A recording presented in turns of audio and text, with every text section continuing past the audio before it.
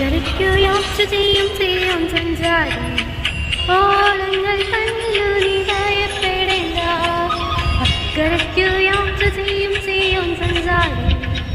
ഓളങ്ങൾ കണ്ടു നീ ഭയപ്പെടേണ്ട കാറ്റിനെയും കടലിനെയും നിയന്ത്രിപ്പാൻ കഴിവുള്ള പടകിനുണ്ട് കാറ്റിനെയും കടലിനെയും